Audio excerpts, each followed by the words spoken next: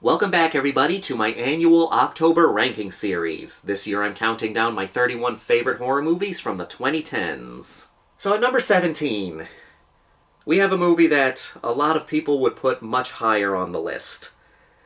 And it deserves to be much higher on everyone else's list. But for me personally, when I really stopped and thought about it and was trying to figure out the order for this for this series, this is where this movie landed. At number 17, we have Hereditary. Or as I like to call it, jokingly, Hereditary.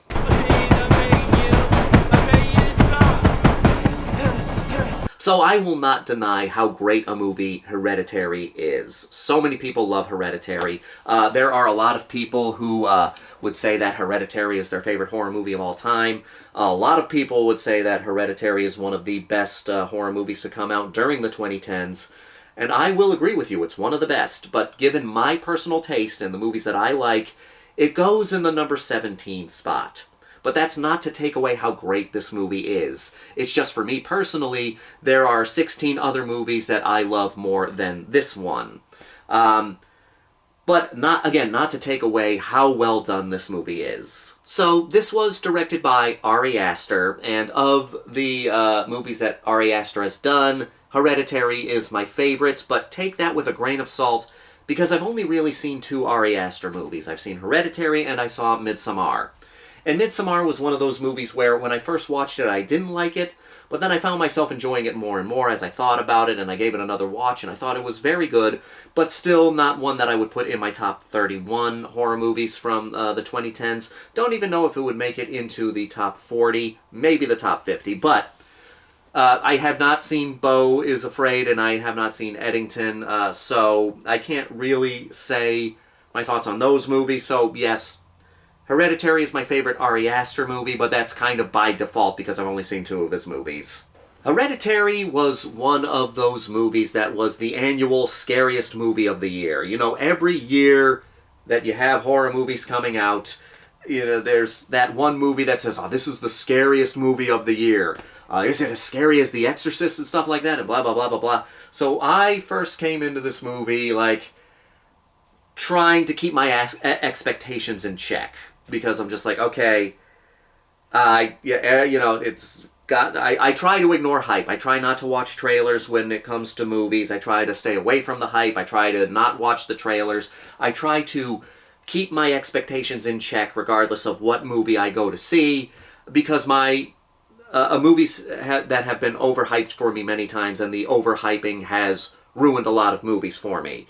So I went into Hereditary keeping my expectations in check, saying, oh god, this is the annual scariest movie of the year. Are people overhyping it? And luckily I was able to see it before it got too overhyped for me. There is a common trope with especially horror movies nowadays, but movies in general, when a movie comes out now and is very popular, this is one of the problems with the internet. People hype movies up so much. So you'll have a movie come out that everybody loves, so many people love, so many people praise, and then when other people are finally able to see it, there is that sense of, that's it? And they can feel disappointed by it because of how many movies, you know, get overhyped nowadays. Hereditary is a great movie, and yes, it was overhyped. It was not ruined for me. The hype did not ruin the movie for me, but I can understand the hype ruining it for other people. Dad, I don't like this. What's happening? Please stop. What's going on? Mom! Please, you're really freaking me out. Please stop. What's Dad, happening? Why is everyone scared? But I do think this is a great horror movie, and it is definitely... The concept of grief has been overdone in horror movies nowadays. That trope has been used a lot in horror movies nowadays. But luckily when Hereditary came out, it wasn't too overdone yet, and so that allowed people like me to enjoy Hereditary even more. You can use a cliched subject matter for horror movies all the time. It just depends on what you do with it. And Hereditary takes that whole idea of grief horror movies, and I think it knocks it out of the park. But it is a depressing movie. I think anybody, whether you like the movie, whether you're not as much of a fan of the movie, I think we can all agree that this is a depressing movie. I am going to talk mild spoilers, well, not mild spoilers, but I am going to talk some spoilers in this because those who have seen the movie, you know, like that scene. But yeah, if you have not seen Hereditary, go watch Hereditary before watching the rest of this review. On with that, I do have to talk spoilers for one of, like, that scene that everybody knows from this movie. There was this little girl, Charlie, in the movie, who was in all of the trailers. This creepy-looking kid, and watching the movie, we're all thinking, oh yeah, she's gonna have a lot to do with this movie. And she gets killed off pretty early on in the film in this brutal way, in this fantastic sequence. So you have Annie, played by Toni Collette, played fantastically by Toni Collette. And then you have Steve, played by Gabriel Byrne. I'm sorry, I have the IMDb open here because I have a hard time remembering actors' names, so I want to make sure I get things right here. And then you have Charlie, played by Millie Shapiro, and Alex Wolff as her son Peter. So you have wife Annie, husband Steve, youngest daughter Charlie, and older brother Peter. So we got the whole cast of credits, you know, there's like, at the millionaire and his wife. Anyway, moving on. Anyway, so Peter goes to a party and is forced to bring Charlie with her. This is all taking place after Annie's mother has died, and Annie has always had a rough relationship with her mother, and we learn things throughout the movie that says that her mother was weird. But anyway, so she's already dealing with grief and the guilt of not having a good relationship with her mother and not mending that relationship before she died. And then you have Peter going to a party and being forced to bring Charlie with her. Charlie ends up eating... Peter ends up getting stoned. Charlie ends up eating a piece of cake with nuts in it, and she's allergic to nuts. So Peter starts trying to rush Charlie to the hospital. And again, we saw the trailers. We thought Charlie was going to be a huge part of this movie, and she is, in a way. But we didn't expect her to get killed off this early in such a nasty way. So Charlie's trying to breathe. She opens up the window, sticks her head out the window. There's like a dead deer in the road. Peter swerves to get away from the dead deer. Charlie's head hits a telephone pole, knocks her head off.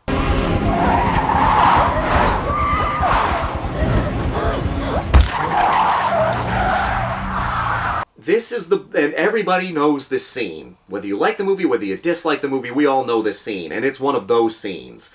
It's one of those scenes that whenever someone talks about it, or whenever someone brings it up, you hear people go, oh, that scene. It's one of those that scenes. You know, like when you have a horror movie and it has, or a movie in general, it has one of those shocking scenes that goes a really dark direction. People talk about it, they say, oh, that scene. And this is that scene. And it's handled so well. Charlie's head gets knocked off, she's dead in the backseat, but we don't see it. All we see is Peter's face. And there's that moment, you know, it's like he doesn't want to look in the back seat because he knows if he looks in the back seat, then it's real. And so he just goes into this autopilot. He goes into autopilot, just goes into the state of shock, goes on autopilot, drives home, goes to bed, and then you have the most devastating part of this whole thing where Toni Collette as Annie goes out to the car in the morning to basically go for a drive or something like that. And again, we don't see what happened. We only see Peter's face as he's upstairs in his room, and then we hear her scream, and we hear her losing it, and then it cuts to her being held by her husband as she's screaming, I want to die, I want to die. It is one of the most depressing scenes in horror. I can't. I just want to die.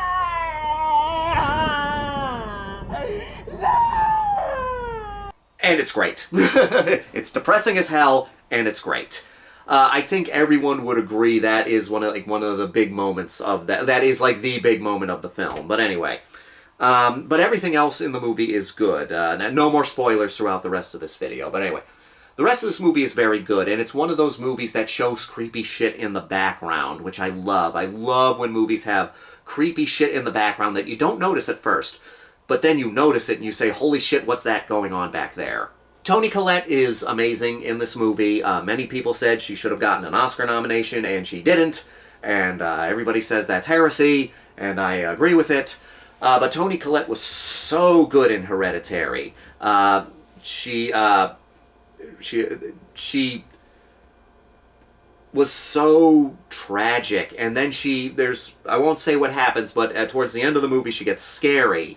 But there are great moments of family tension in here, because as much as we don't want to agree with it, Peter did unintentionally kill his little sister.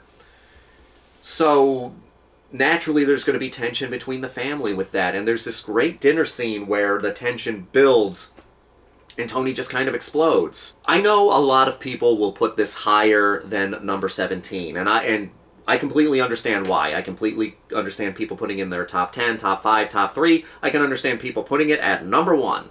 No question about it, how great this movie is. But if I'm just being honest with myself, there are movies that I like more than this, but I will never take away how great Hereditary is. It's a fantastic movie. So many people loved it. Definitely one of the best horror movies from the 2010s. There are just 16 other movies that I personally like more than this. So, yeah. Hopefully hopefully there are no mobs coming at me with pitchforks and torches. But anyway, Hereditary at number 17. It's a great movie. If you've seen it, you know that it's a great movie.